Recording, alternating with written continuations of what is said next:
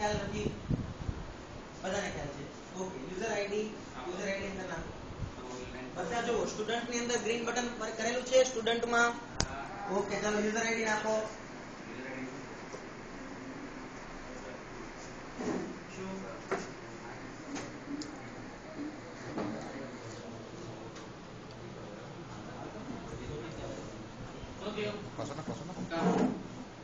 User ID નાખે તમારો કોઈ 103 104 વોટેવર પાસવર્ડ છે સેમ નાખવાનો.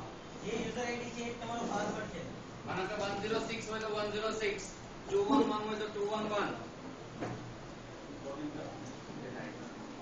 પાસવર્ડ સેમ નાખવાનો કીધો છે યુઝર આઈડી પછી. યુઝર આઈડી જે છે એ તમારો પાસવર્ડ છે. બસ આટલું જ કામ.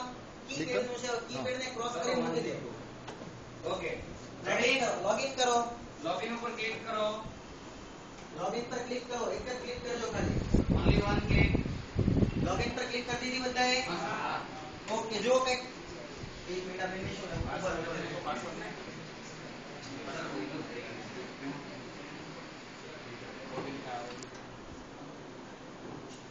ઓકે, બસ હવે કઈ નહીં કરો.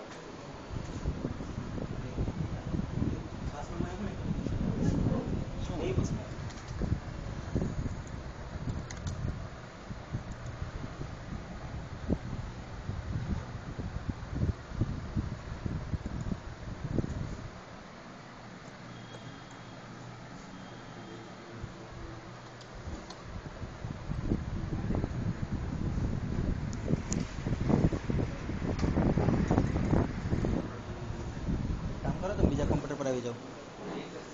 મશીનમાં પ્રોબ્લેમ થયો છે? આગળ વધી ગયો એટલે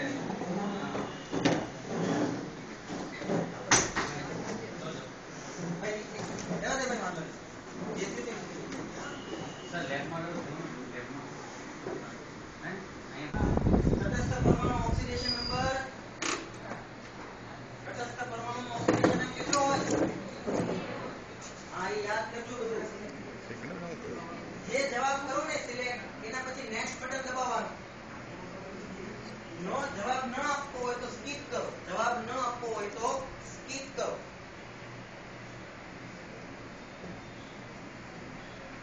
જવાબ ન આપવો હોય તો સ્કીપ કરો. સ્કીપ SKIP ગ્રીન કલરમાં નીચે બટન છે. એનો જવાબ પછી છેલ્લે આપવાનો. એક્ઝામ કોઈ પણ સંજોગોમાં બંધ થશે તો મારા ઘરે મેસેજ પહોંચી જશે.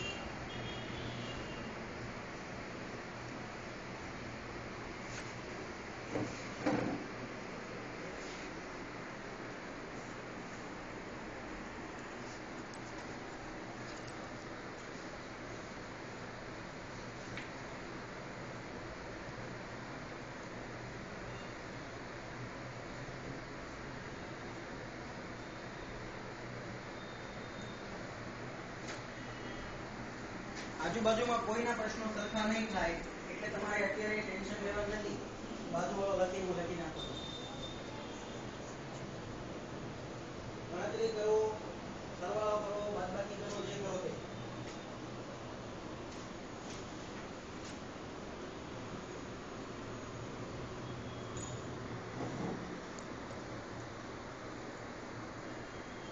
કેન્સલ કરી દે. અચ્છા, ફરીથી ફિનિશ ટેસ્ટ પર ક્લિક કરજે.